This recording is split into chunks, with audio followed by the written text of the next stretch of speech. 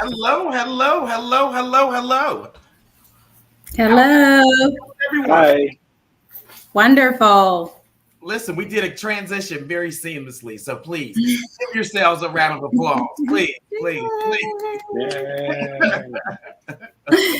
Yay. So listen, I'm so happy to have this conversation. I know Deshaun Stevenson reached out a couple weeks ago and really had a great idea for us to get on a live streaming show, have a conversation about the possibilities of particular like gay men choosing to be single fathers, which sometimes can be unheard of, but it exists so much. So I can't wait to have this conversation, just to hear from the experts, because I've done some research on you all. And you are definitely the folks that we need at the table to have this conversation. So I would love it if you all could introduce yourselves, and then kind of tell us like why do you feel like it's important for us to be having this conversation today? Okay, not No, everybody all at once. Who's first? I'll go first because I'm usually that person who's talking all the time in class. I'm Dr. Karine Frew. I am a reproductive endocrinologist. If you do not know what that is, that's a fertility doctor. Typically, the person you come to see to go as go-between on the journey to having your child. There are lots of other people involved, as you will soon find out. But that is the role that I tend to play, is the actual physiologic manipulation that gets you from gametes to embryos to baby. So that's what I do at Moon embryos Infertility. and babies. Oh my goodness! To take us back to chemistry, biology, Mhm. and back to high school. This is Human Reproduction 101. Well, I am Shadina Blunt. I am the founder and CEO at Surrogacy Miracles and Consulting. Also the founder of Surrogacy Miracles Family Foundation. It's a foundation within the agency that helps support parents through their journey, as well as a author for a children's book concerning surrogacy. I'm glad to be here today, and I really think this meeting is important because sometimes dads get left out and it just gets very narrow in the thought that only moms need to be moms and there's not the single parent realm for either side, and especially not for dads. So I'm excited to be here to have this conversation today. Thank you, thank you. If I remember, I think you said you were a 3-time surrogate. Yes, so I am a 3-time surrogate. I started off in the OBGYN world and could quickly see the need for surrogacy, and so decided that I would become a surrogate myself. And a lot of people know me from Real Housewives of Atlanta, where I cared for Candy in one of my journeys, and then continued to share what surrogacy looked like from a public platform. So, yeah. Wow. So you're a superstar over here. I just working in my passion in more than one capacity. So just doing what I love. Love it. Great. And I'm John. I am a single dad, but I actually have a boyfriend now, so I don't know how that happened. I think I'm just tired, and then I end up with a boyfriend. But I did the whole process single. In the first year I was single. I was 16-month-old, and I also on the board of Men Having Babies, which is a nonprofit that helps men have babies. So I'm happy to talk about that too. So you're gonna be able to give us, I work with gay men all day, every day as a dating coach and as a matchmaker. And this conversation comes up more often than I'm like expecting it, about whether guys are ready to have children before they try my matchmaking service or should they do it afterwards. So you're gonna be able to give us real, hand experiences today. Yeah, because dating's different as a dad, and yeah, it's a thing. Yes, we're gonna definitely get into it. So if people are watching, what we'll do is we have some questions that we're going to talk about, and if you all have comments, questions that you might want to have for the experts, feel free to throw those in the chat and we'll get the experts to answer your questions today. So let's get in our first question that we have. And I know a lot of people ask this question about, is it affordable? Like, is this service or even like any step of the process, is it affordable for the everyday person? I'm saying for the everyday person. And that could be anything. Your interpretation. Yeah. So it depends on what you want to call affordable. So I most recently decided to go out on my own and start a fertility practice. And this is not an inexpensive field. You should have heard what the banks said to me. I'm sorry, you need all that for one clinic? So the inputs are very expensive. The people taking care of you are very expensive. Therefore, the service is very expensive. I can outline some of the costs that people are not really thinking about when they walk in the door and they say, I want to have a baby. What they mean is I want to have a tiny human that I'm then going to have to raise for the rest of my life. I clarify. Ooh. Anyway, that's the real responsibility. They don't stay babies forever. But when you walk in, there's the probably the least costly thing is your conversation with a doctor like myself, figuring out where to start, because you have to be evaluated as a man. Just because you produce semen doesn't mean there are viable sperm in it, and we need those, and we need to evaluate that. Your whole medical condition needs to be optimized, but that's your least expensive cost, is you walking in and having that conversation. So that is about how much, Dr. Frew? Depends on if you have insurance or not, but in my practice, around $250. Okay, so listen, I thought about doing, donating, my sperm. But guess what? They said I was too short. Oh, there are. I'm too old. Yeah. I was like, I should do this now. I have a baby, and they're like, you're too old now. I'm like, oh. Yeah. So if you look at the profiles on the guy's side for donating sperm, you see a lot of college profiles that are posted. And then you have these 50, approaching 50 women who are looking to get pregnant, and they're like, oh my God, this is terrible. I could be his mom. And I'm like, he's not still in college. Good sperm though. Like he's still in college. But that's the part you don't have to buy as a man, especially if after your evaluation, it is found that you are indeed capable of being fertile. Okay. The next expense that you should anticipate is securing the eggs that the sperm will fertilize. There is an entire industry out there for frozen eggs. There are egg banks. There you can get, and I can talk about egg lots, which is 5 to 6 eggs to get one embryo. That's typically how they're broken down in the frozen, with the frozen eggs, or you get fresh eggs. Meaning that person has just gone through IVF, and typically their entire lot would be assigned to you. That's more expensive than buying a lot of eggs, if that makes sense. A lot of eggs is 5 to 6 eggs. Right. And then the next cost is the uterus. You need to find somebody to carry this embryo once it is made. Yes. That's where Shadina comes in.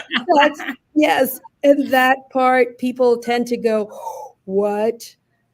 Yes. And along the whole way, there are legal costs that you need to factor into, which don't typically cross your mind when you're talking about a medical procedure. So the part that I do is egg, sperm, put together, turn into an embryo, right? And then put the embryo back into a uterus. But there need to be, because a human being is being created, there has to be this paper trail of who that human belongs to, regardless of who carried them to term. So that's another cost that is built in. This is giving thousands, 30, 50,000, 100,000. Yeah. Mine. Country you're in depends on the market. Okay. Depends on who you choose for your surrogate, right? A proven surrogate is going to go for more money than one who isn't. Same thing with if you do fresh versus frozen eggs. And I mean, if there's a sliver of good news, it's this. More companies are now covering a part of the IVF process. Oh, that's good news. Yeah. I know. More, but not as many as we would like to see. No, not everybody. I'd love for it to be universal. I would love and you get a baby and you get a baby. That's not how it works. But more and more, I've had a couple of patients challenge their HR, like, hey, you want us to stick around? You think we're good workers? Why aren't you throwing a little money so I can have a baby? And HR has come back with, that's a great idea. There you go. And that's John, one thing. realistically, I guess you can probably share what it cost, like what it ended up costing you as a single dad. We're not sure what your coverage looked like, but yeah. So, well, one of the issues was, especially my employer, I'm like, oh, my employer has fertility benefits. Let's use those. And then it's like, oh, you're not a straight man, so you can't use it. And that's because a lot of the fertility benefit is through your insurance. And it didn't cover people through gay men through insurance, which I think it still doesn't. They're trying to change some of those laws now. So I advocated to get fertility benefits with my company. The total cost, it was great. So the total cost was $170,000 was the total all-in cost. About $70,000 on the egg donation side and about $100,000 on the surrogacy side. My egg donation side was kind of expensive. My surrogacy side was a little cheaper, probably. Shadina, you probably know better than me, like what the costs are on that side. I did surrogacy in the US. But out of that 170, my employer paid for about $40,000 of it. And Men Having Babies gave me a little grant. So I got some money from Men Having Babies also. So I didn't have to pay for all of that, but it's kind of a lot. One thing to speak of with the employer benefits, I've been working with Men Having Babies, and we have made a database of some employers that have employer benefits. So like American Airlines is on there, and some people give up to like $80,000. So it's a pretty big chunk. So check out the website and leave your employer and go to one of these employers that pays for it. I'm going to go work for one of them big banks. Yeah. Some of the banks do it. So the banks do it, the financial institutions, the tech companies. Amazon does for everybody. Walmart started doing it. Disney is a good one. Ford. There's some companies on here that I wouldn't suspect too. Starbucks. Yeah. Everybody at Starbucks gets, I think, $25K or so. And I think that's significant. Yeah. And one thing to ask if you are talking to an employer is, like, my old employer thought we had fertility benefits, but when you dug a little bit deeper, it didn't include like third-party reproduction, like surrogacy or egg donation or even sperm donation. So talk to your employers and try to make them do it. So I guess the short answer to your question, Lamont, is yes, it is affordable. If you budget, if you plan, if you look at all of the different options out there, not just one, just having capital, but if you look in, some people switch jobs when they know this is the avenue that they want to go to. So I need to figure this out, because for men specifically, you have to incorporate the fertility and the surrogacy and the surrogate part of it. So it can seem overwhelming, but there is a way to make it accessible and affordable for men. Oh, that's great. Like I would not have thought about that at all. Like, you all are dropping gems and resources I think people need to be taking notes on if they want to go through this process. And I feel I used to be a circus acrobat. That's my weird backstory. I was in the circus for like over a decade, for a really long time. And then I'm like in the circus, climbing my rope, and I'm like, I want to have a baby. How am I going to do? I'm like 30, and I'm like, I decided I want to have a baby. I'm like, wait a minute, how am I going to do this? So like I went back to school, and I know it's my weird thing. So I'm back to school and went and got a master's in Canada because it was free. I immigrated to Canada, then got a free master's in Canada, and then moved to San Francisco and got a tech job, and then worked there until I could afford it, and then I got benefits. It was like a 10 process. I Heck. think not everyone, yeah, it was awesome, but like not everyone has 10 years. But if you're like, if you're in your 20s or 30s and you want to have a baby in 10 years, like you can plan ahead a little bit, because it took me 10 years. It actually took me like 11 and a half years to actually happen. Yeah. So. Wow. Yeah. Now, do you find gay men typically wait to have children compared to heterosexual men? Everybody is waiting to have children these days. Is the long and the short and the intermediate answer. My the people sitting across from me are skewing older.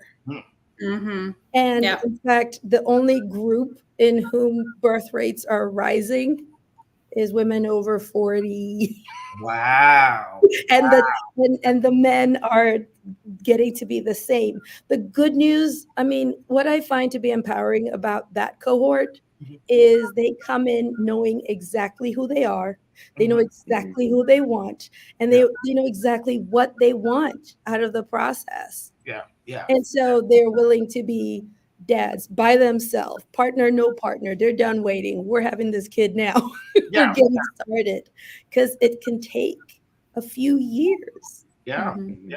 It's more patience and wisdom that people are probably having, and more investment into like this little life, instead of something kind of like random where you're like, oh, this happened and now we're here. Right? An oops baby. I wish I had an oops baby. I wish that could happen. Every last one of my patients wish they had an oops baby. Every last one of them. And in this area, it's less likely to happen, right? You know, what's the chances of that? That's a whole different People magazine story. But yeah. And also, men have more time than women. You know, they're not fighting against a clock that they are aware of, that they kind of pay attention to like we do. So they have more time to kind of think and figure it out. And as a demographic, I would say that the gay men who walk into my office are better resourced than the single women who walk into my office. Simply because if you think about it, there's the gender pay gap, right? And that doesn't discriminate whether you're gay or straight.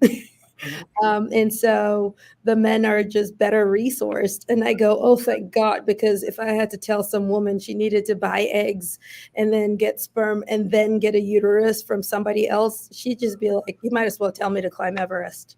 Yeah, like it's too much. Yeah, like I'm done. I will never have the money. Yeah.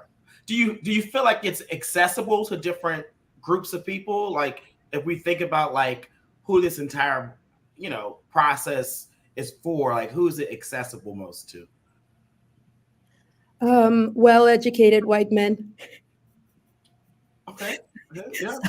That's a demographic you see. Yeah. But that's who comes into my office. Yeah. Do I wish it looked different? Absolutely. Absolutely. But medicine doesn't look very different, right? Faces that look like mine are some 2% of the entire medical professional population. And so if you're thinking that you're going to, and I'm not a gay man, clearly, but if I had to say we're looking for a Black male, gay male REI, that gets you down to probably a few people, and I know all of them. And so there isn't I see myself in the person taking care of me. Yeah. There isn't that. And as a whole, there isn't a lot of discussion in certain communities about allowing men to just be parents by themselves. What the heck? Can you even change a diaper? And I just am like, this is so negative and so judgy. Why would you say that? Of course he's capable. He's got a PhD. Yeah. So I know at least 5 Black gay men who have either gone through the surrogacy process, probably even more than that now, who have gone through the surrogacy process, or adoption, where they adopted an infant. But more and more, I feel like Black gay men or men of color are going through this process. Yes. Absolutely. And we applaud that. Let me tell you, I applaud it. I'm just like, oh my God. But I've asked every last one of them where they went through for the process, and it's mostly been California. Really? Even if they're from here. And I'm like, why would you go all the way across the country? Let's talk about that. Why do you feel like, is it like, am I assuming they don't know about the services here, or like, what is it? I think as far as like surrogacy, there's more agencies. It's being done over there more, and their laws are a little bit different than what we see over on the East Coast. But again, sometimes it doesn't make any sense because of the cost factor. I mean, you see sometimes 3 times increase in cost for IVF clinics, what surrogates are charging. So it is a little bit baffling, but I think it is a little bit of lack of education, of understanding we have the same resources, we have the same great care and opportunity over here on the East Coast. But it is true where we see it come to us and it's like, oh, I already have an IVF clinic and or created embryos at a California clinic. And the thing is, you can create embryos here and ship them to California if you're concerned about the gestational carrier. Oh my goodness. And save yourself some money. With like on my process, I was with the surrogates are kind of hard to find. And Shadina, you can tell me if you have a whole bunch somewhere, but it's kind of hard to find. I ideally wanted a surrogate in the Southeast, and my surrogate was in Texas. It was the closest we could get. But my clinic I used a clinic in Los Angeles. My surrogacy agency was in North Carolina.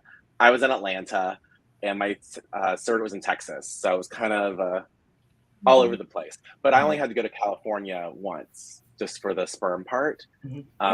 But my surrogate had to go to where the clinic is. So that's like and there's travel costs with that, which is and then I had to go where the surrogate was during the birth process. Correct. Then we have the Southeast covered. So, I mean, we're able to support all of the surrogacy friendly states on this end.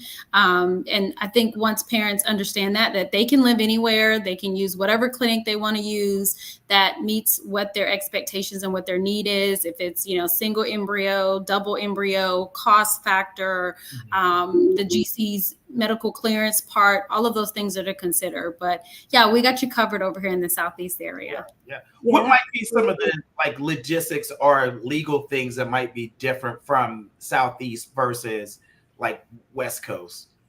Well, I'm not an attorney, but what we see, let me put that out there now. Please. But what we see is, which is a very important part of the process, and especially for men and single men, because they are using an egg donor, is the birth order paperwork. So some states are a little bit more friendly than other states when it comes to directly being able to put your name on the birth certificate. So that is something to consider on what state your gestational carrier lives in. Yeah, because I would assume if I'm paying $170,000 for a 10-year process, I would have my name on the birth certificate. Yes, we are bound together. Your blood, sweat, and tears. Yes, so that's important in the state that you're choosing for your gestational carrier to make sure that is easily obtainable, because it's different when sometimes you're using, of course you have an egg donor, right? And then if you are a male that has concerns with your sperm, and then now you can't use your sperm, there is no genetic connection to that child. Even though it's your baby, once it's born, based off you going through the process, we need to figure out what's the best legal way to make sure that you're able to put your name on the birth certificate. Which is why the very next appointment after me is, and go talk to a lawyer right now. Get started with that process. It's going to be a minute. I did mine in Texas, which, I mean, the laws in Texas are a little different now than they were 2 years ago. So you might not want to do Texas, but for the pre-birth order, it was great. And like, I have a birth certificate with just me as the father, and there's no one else in there. I was like, what? They actually did it right. They did it right. This is crazy. And it's helpful when I went to get my son's passport, I could just go to the US agency because you need all the parents there. And I'm like, it's just me. I'm the only parent. Here's the birth certificate. And they're like, okay. There. And I was like, wait, that worked? You gave me a passport? So it's really helpful if you get the passport. Yeah, travel. Yeah, it was really helpful. You can get the just you on the birth certificate. I mean, it's you know, to be like to have to go through this whole process and not have your name on the birth certificate is Rude. it's heartbreaking. It just kind of ruins it all. It just adds another level, especially if you're raising a child and have to look at that all the time. And then when you're dealing with two parents, I know we're talking about single fathers, but when there's two fathers, that's even another level of difficulty that you need to add into the legal process. Yeah. Mm-hmm. These are the nuances I've never considered ever. Right. So, super helpful. There was another question about, and maybe John, you can answer this.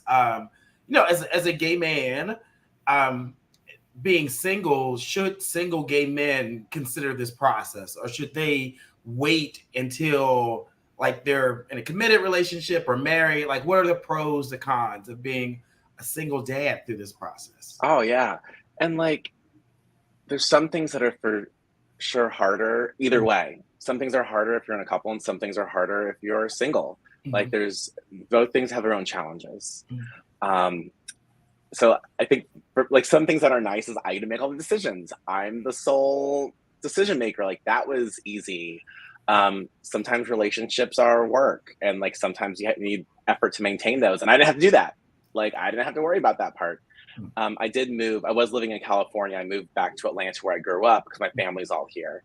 So my brother, my sister-in-law, I have two nieces, and both my parents are here. So I had to move back because I couldn't do it by myself, I felt, on the West Coast. So I moved back here, and I have a lot of help from my family. Because like time is a thing. It's just me. So there's some time functions with that. So some things harder, some things easier. But for me, I really wanted this, and I had like a line. I was like, well, I want to date someone for 3 years at least before I have a baby with them. Because like, what if they're crazy or something? I don't know. So like, I'm like, okay, well, I want to have a baby before 40, and I have to date them for 3 years, and the process is going to take 2 years. So I have to like meet the person I'm going to marry at like 35, and then I'm like, okay, well, maybe 36. Okay, maybe 37. I'm like, just give up on this, John. Just do it. So, John, what you just walked through is the thought experiment I go through with patients in the office who are really, they're like, wait, should I do this now or wait till I have the right person? And for the women, the answer is easy. For me, it's always now. Don't wait. Please don't wait. You might not have the option later. Okay. For the guys, it's always, would you want to be with someone who doesn't want this as badly as you? Yeah. So just have a baby. Yeah. The baby, come as a package, take us or leave us. Right. And it's a great filter too. It's like, I have a baby, and if someone is not interested in dating a guy with a baby, they're not going to talk to me. Right. There you go. I hear that a lot, though. I hear that a lot in the dating scene where guys are like, oh, if he has an infant or a child under 5, they're like, they don't feel like they're going to be the priority once he wants to start dating again. But if the child is older, they're like, okay, he may have some time. That's what I typically hear. My boyfriend now, the reason why we're dating, I think, is because we were friends for like a year. We started dating first, and then I started to have my baby. I'm like, I can't handle all this. So we were friends for a year, and then we started dating again. But during that year, he'd come over and work out together in the morning. So we come over and we'd like switch off on sets. So like, I'd work out a little bit and he'd watch the baby. Then we worked out and watch the baby. So we spent a lot of time together in the mornings. So we got to know each other a lot better over that year process, and kind of fell in love that way. So it's kind of cute. Yeah. But I don't have time for much. I'm like, I'm making time to work out. I'm trying to make this happen. And it kind of fit in. So it sounds like you definitely did have a guy who wants to have a child. So it can't be like on the fence. But I think what is, I think unique of what I heard about you is that you took a year off of dating just to focus on the process, your mental health, because that's key. Like, and a lot of people don't have that maturity to do that. And then mental health aspects, a lot. I was going to therapy the entire the whole time. And before and deciding I want to do it, I dated a guy for a year and a half who was kind of like, he wanted to have a baby, then he didn't want to have a baby. And it was like, well, should I just break up with them? Like, what are we doing? So it's kind of a big decision. Mental health works if you can You can figure it out. Very important part of the process. Yeah. Very important part. For everyone in the process, I feel like. Yeah. Yes. Like Absolutely. Yeah. Mm-hmm. It's mandatory. Please. Yeah. Mm-hmm. You will only help yourselves, and then you'll be that much ready to welcome this new life into the world.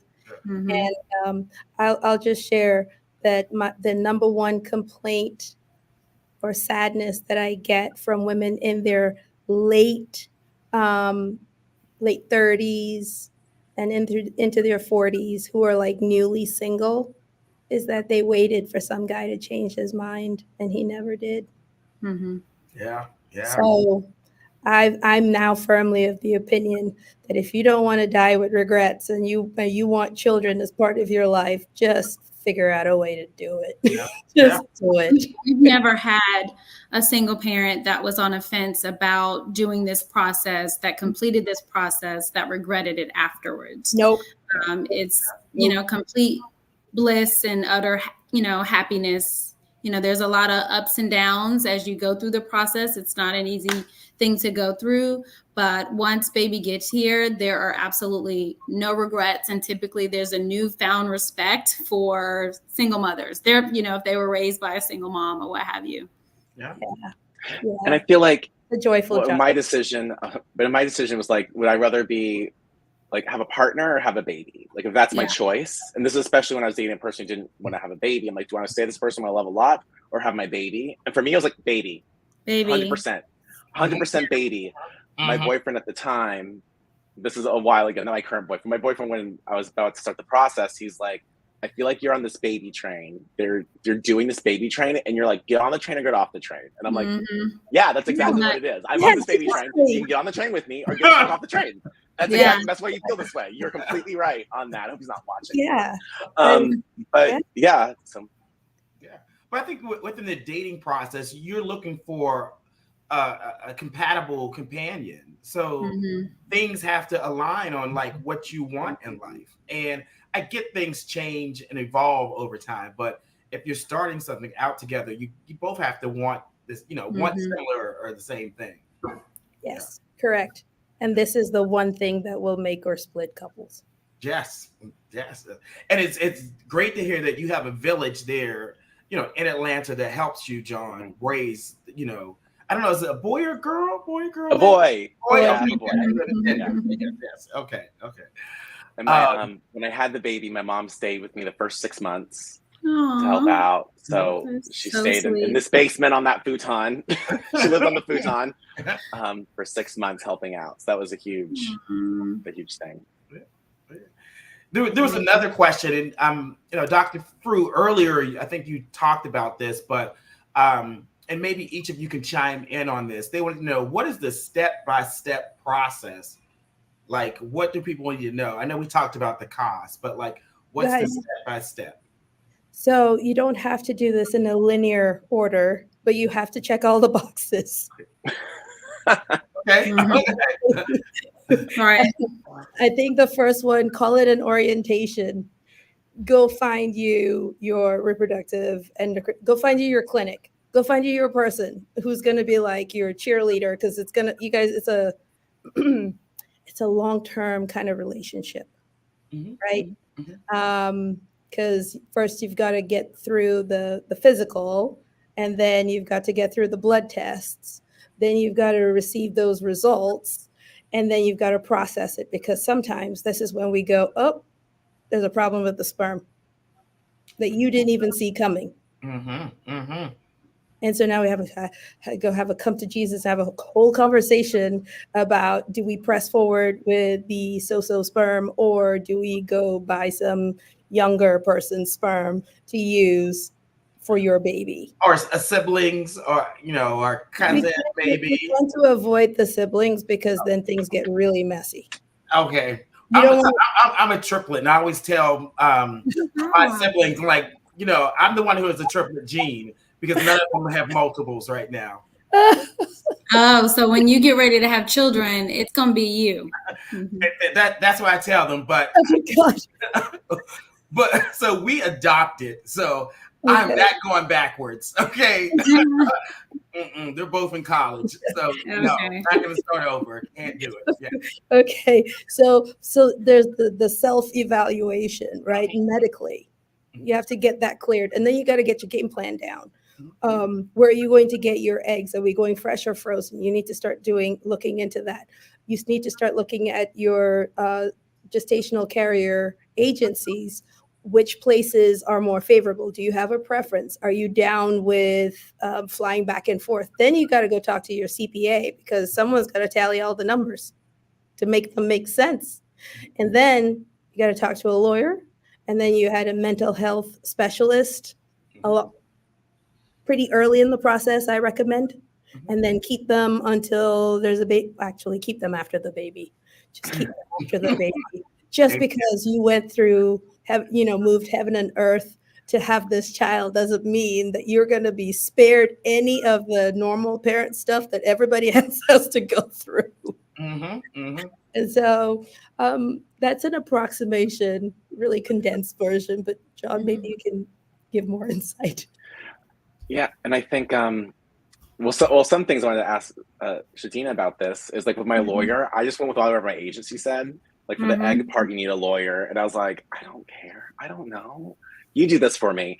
And then with the surrogacy part, I just let my surrogacy agency deal with that too. So that might be like one less decision that you have to do, because it's like, I can't make any more decisions today. I can't do this. So we're full service. And so if you don't know where to start, you can come here and start, and we can map it out for you. So even if you don't have your clinic, we can map out what you're looking for in a clinic to make sure we find the right match there, and then kind of go from there. We can help you find the right egg bank. What are you looking for in an egg donor? What are you looking, the expectation of what they'll look like, the number of eggs that you want to buy to have to use now, later. We can help you map all that out and take you through the full logistics of what the journey needs to consist of to make sure you're not missing anything. So once we get to the legal, we know who those legal representations need to be to give those referrals. Also, OBGYNs, the mental health professionals, the escrow accounts. That's kind of who holds all the money that you're going to spend for this journey and kind of manages that. We can make sure that we help you with all of those logistics from start to finish, because it's a lot. It's a lot to process, to say, okay, I do what next? And then this. And then a lot of people get it confused, like, okay, do I do this first? And if I do this first, am I like skipping over something that's in return going to cost me more money? So it's better to, if you haven't started anything at all, that you talk to a specialist, an expert, and let them help map it out for you. So that way you're going the quickest and most cost-effective way. It's like you have a team that helps you out. And I really felt like everyone was on my team. And then, because there's so much I don't know in the process. Also, when I did my process, I did the embryos first because one of my best friends offered to be my surrogate. So I was like, I'm going to save money on this, and someone who I really love is going to carry my baby for me. So after I did the first chunk of the process and had my embryos made, we started the medical with her, and then she couldn't do it, which was that was probably the most heartbreaking part of the process for me, because we talked about it as teenagers, that she'd carry my baby when I was older as a teenager, and then it didn't work out. God, I'm like getting upset about it again. But that was a little upsetting. And then also I ran out of money, because I thought I needed like $100,000. Ends up I need like $200,000. I'm like, oh, shit. So I had to take a pause, which is something I think you can do this after your embryos are frozen. You can pause. So those embryos are fine.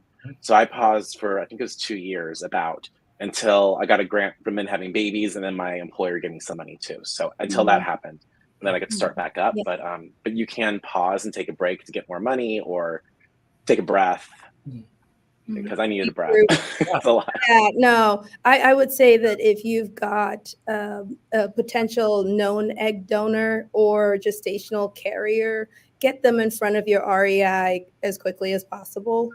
Please do. Get clear. Yeah, get cleared. Like I just am like, give me a chance to talk to them, and I will suss things out. Use REI. What's the acronym? Sorry, that's reproductive endocrinology and infertility. That's my subspecialty. I wish I did that. Good advice. Yeah. Yes, it is one of those things where I'm like, oh, so have you thought about the egg source, the gestational carrier?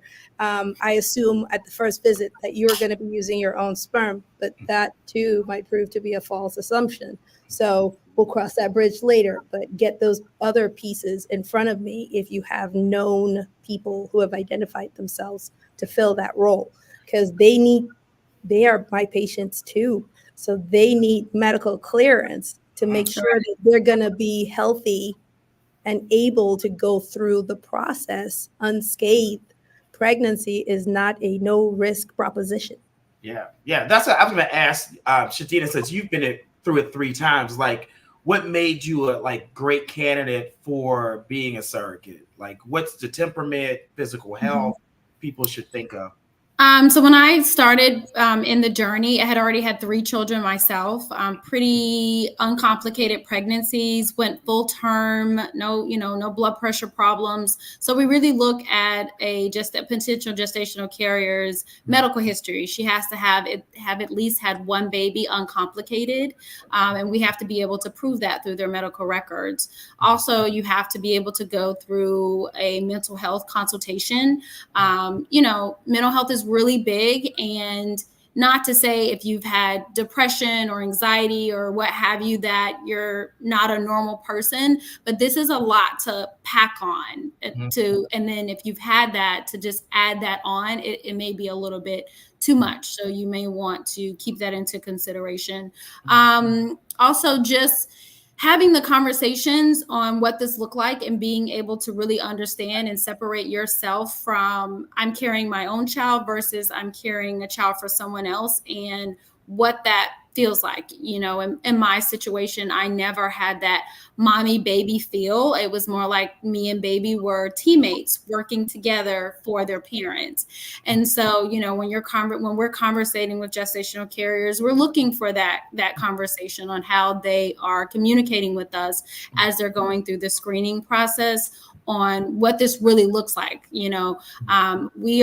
We're still pregnant. We're still carrying a baby. We're still going through all the medical requirements and necessities as if we were going through our own pregnancy. There's still the potential for complications and developing serious health concerns in a journey. So we need to make sure that the surrogates understand that, like what they're putting their life up for. Of course, it's their body, but it's somebody else's baby. And there are a lot of joint decisions that have to be made, and you have to be comfortable making those decisions together, and not just in itself.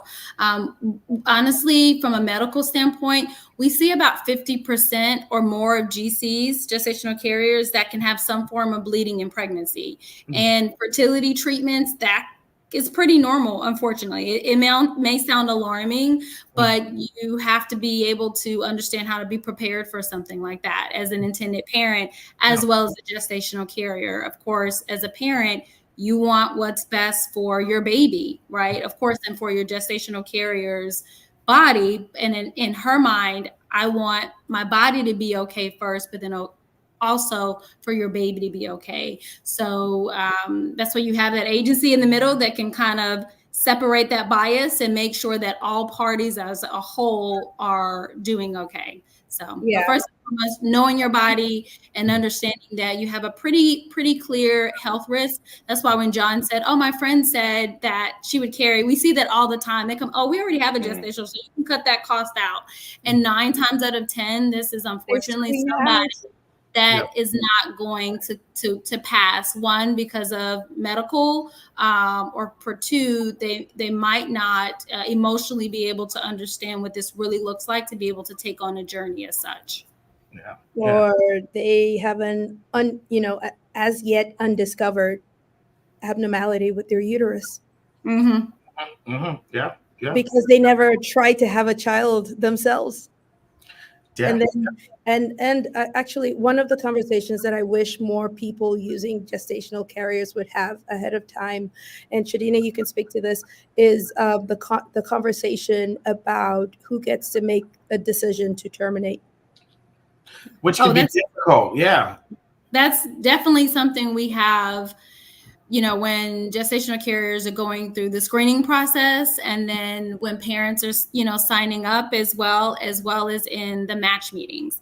That all has to align very heavily, because the last thing you want to happen is to be in the middle of a journey and for decisions to need to be made, and we're not clear on what decisions you would make ahead of time, especially with the Roe v. versus Wade and the way the laws are now. It's not so easily just to say, okay, we're going to do XYZ in XY state. So that is a very important factor when going through a journey like this.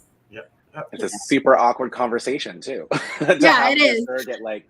But it's like all these really, really hard conversations. You have them up front, so then you don't have to have them later, and make sure aligned. Like just what you're saying, you have to make sure aligned up front. Because it's not likely you have, it doesn't happen all the time, but if something bad happens, you want to be on the same page. You definitely want to be on the same page in respective to that. And we have another question. And this is one I think we have prepared also, but it looks like Travis is in our head. Particularly for gay men, can gay men who are living with HIV biologically have children? There might be some misconceptions that they cannot. Oh, well, who wants to take this one?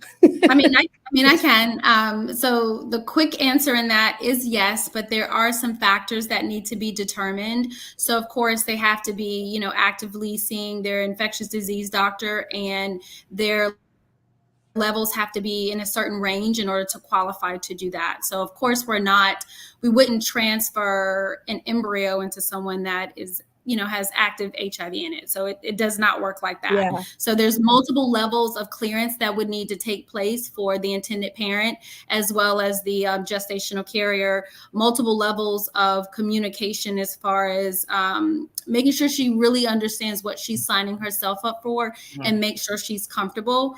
So of course, in surrogacy, regardless, less than 5% of blood transmission takes place during the birth. But of course, when we're implanting the embryo into the gestational carrier, there are very low risk factors of any type of transmission doing that. Yeah. And Dr. Faru, I guess you could probably emphasize more on that. But the short of that answer is yes, there is a possibility. So don't just count yourself out from being able to explore that option. You want to, again, have that conversation with your infectious disease doctor as well as your REI doctor to get clearance on that. At the first visit, because not all clinics have the same policies. Not all clinics have the same policies. You have to know which clinics are willing to accept patients with HIV positive status. Yep. So yes, and we have that information, again, can help with that. And in all the cases, well controlled with undetectable viral load. Yes. Well controlled with an undetectable viral load. Yes. And everyone in the process there will be full disclosure at every step of the process. There's lots of paperwork. Your specimen gets quarantined in a separate tank for people with known HIV. And even though your viral load is undetectable, the theoretical possibility of a cryotank getting contaminated could end any clinic. Therefore, these are the steps that get put in place. And I feel terrible because it's this judgment, right? It's like, oh my God, am I so bad that I have to get quarantined? Thank God for the pandemic. Quarantine now just means what it used to, which is set aside. Right, extra precaution. Yes. You're special. We put you in a special tank. That's what I'll say from now on. Well, for a long time, gay men were not allowed to donate blood until things were changed, where you had to have now prove that you don't have HIV. Are not sexually active, which I know how you do that, if you want to donate blood. So it definitely makes sense. The follow-up question I did have about would the surrogate ever get on PrEP? Have you seen that occur? I've never HIV medication that you can take to prevent from getting HIV. So that would be something that I would include in my counseling. But the truth is, we don't really know how PrEP would interact with embryonic development. Mm. And in the more not so distant past, PrEP wasn't available. Yeah. And a fallacy of our system is we don't study women and we don't study pregnant women. So I have a feeling that those data will be elusive for unless we start studying HIV discordant couples. Yeah. One more question, because there were more in the chat. Someone to know if there are differences between someone who was domestically trying to go through the process versus out of the country, out of the United States, if you are aware of that. Ooh. Oh, so as far as a national law. So as far as like a full surrogacy journey or yes. Okay. So international surrogacy is depending on where you're doing it at can look a lot different than the US based programs. It is known that international programs tend to be a little bit more cost effective than the US based programs. Again, you want to be working with a reputable agency that knows which international programs are reliable. There's been a lot of people that have lost a lot of money by using international programs because you don't have a clue what's going on internationally. And the laws concerning international surrogacy are very different. So if it's an international state that they are practicing surrogacy, but not really based off of any legality, if for some reason someone decides to come in and make change in the middle of your surrogacy journey while your surrogate is pregnant in another country, there's the potential to be very hard for you to bring baby home. Yeah. In countries where it's up and running and very active, then you have to travel there. So there you have to think about that cost factor and the time that you need to go to spend time over there in order to bring baby back home, as well as we want to loop that legal and that pre-birth and post-birth order back into it and having to deal with the embassy. So there are international surrogate programs that you can use that are more cost effective, but again, you're going to need to use the resource of an agency to make sure the logistics of them are very clean cut as much as possible. And also, as far as a medical standpoint, internationally, a lot of those programs are not following the full protocol that we see that the US-based clinics are following in some areas when it comes to testing and procedures and such at the clinics for the gestational carriers. So that could be, again, time consuming if transfers aren't working, if things are not lining up, that may be a factor. A lot of international programs, they allow you to put in multiple embryos, which is another increase factor by far. Well, I was going to point out that IVF pregnancies, which this one would be, do tend to have a slight increase in preterm birth, preterm delivery. And if there's any complication in the pregnancy, now you're stuck with your baby in a NICU in a different country, and you trying to figure out how to get over there and get to them. And then the things that Shadina talked about, like how to bring the baby back home. Yeah. Like, so just do it here. There's options, but again, you need to be consulting an agency. Yeah. I mean, it's not at all impossible. It is an option, but you need to be talking to someone that knows what they're doing concerning that. Absolutely. And it needs to be like buttoned up tight, and then luck has to be on your side. Because I can see it going from cost effective to ineffective very quickly if you throw in one complication. Wow. Well, this conversation has been absolutely amazing. I know we're only going to be here for like 30 minutes, but we keep, going and going, which is great. But if you all could probably just share like any last minute, like remarks, and if you have something coming up with your agencies or in life, we would love to hear about it. Yes. So I mentioned in the beginning, as well as the agency, we have the foundation. The foundation was built in order to help intended parents be able to afford surrogacy. We meet a lot of people every day, and we talk about the cost, and not everybody just has $170,000 laying around. So the foundation was created in order to provide additional resources throughout the journey. We do have an event coming up. It's our annual conference, which we're doing a day and a night party this year. I can't give up on the educational component of it, but people like to party. So during the day, we will be providing a lot of great information and a lot of resources on fertility treatment and surrogacy as a whole. So we'd love for some of the guys that are participating in this YouTube to join us. I provided Lamont with the link in order to sign up via email so you can get additional information. You can also sign up on our email to get additional information in general about surrogacy. I'd love to talk to you guys and explore options and kind of map out what this potentially could look like for you. Thank you so much, Shadina. And I did put the link in the description of the video. So if you're watching this video, just look on the description and you have all the links you'll need. All right. I guess the really big thing that's happening for me is we've broken ground on Muna Fertility, 6,000 square foot, all included, Black woman owned fertility practice in Sandy Springs. Awesome. I'm currently seeing patients right now out of my temporary office where I'm seated. And if you just want to take that first step and just have a conversation, no pressure. If you just need information, point me in a direction, and you just want to ask questions to somebody, you can have my undivided attention for 1 whole hour. I am capable of listening too. If you go to munafertility.com, you can book a consultation or, just send your questions. We're on Instagram at the same handle.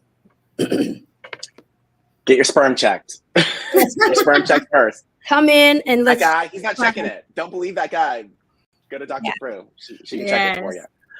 And don't tell me you had a baby 5 years ago. Allegedly. I think if there's anyone out there who, if you really know this is what you want in your life, I hope that you go for it and try to make it happen. And it might or might not happen. Nothing's guaranteed. But I think at least from me, I thought I'd regret it if I didn't try as hard as I could and it took over a decade, and then it happened, and it could have not happened too. But I just really hope you all get out of life what you want to get out of life. So I'm really hoping that, right. And then some resources, Men Having Babies is a great org. They helped me have my baby. I'm eternally grateful. So that's why I try to help out with them as much as I can. A lot of resources on the website, including a whole bunch of employers that will give you money. Spend that money. Woo! So check out free money is the best money, right? Free money is the best money. Also, Men Having Babies has a GPAP program, a gay parenting assistance program. That's how I got some more money from them too. Okay. So check that out. You can apply. They do a yearly. They give out grant-free services. So check that out also. And I'm just really proud of you all for being here. Yes. First step is asking, right? Or sperm check is the first step. Absolutely. Well, I'll say from the bottom of my heart, thank you, Shadina. Thank you, John. Thank you, Dr. Frew, and to Deshaun Stevenson for just reaching out to have this conversation. On my platforms, I like to be able to talk more about just crazy stuff, but really to give people the resources that they need to be their best versions of themselves. So thank you all for being a part of this journey. And we'll say congratulations to Deshaun, because he just had a beautiful baby girl. He works with our agency. He is a single father. Not sure if he's looking to date, but I'll find him a man. I'll get him a man. Okay. He's a wonderful single father, and he kind of lets us still be aunties. So we absolutely love John, and so happy that he is a part of the Parenthood Now family. Yes. Well, thank you all again, and have a great evening. And thanks for watching, everybody. Thank you. Have a great evening. Bye.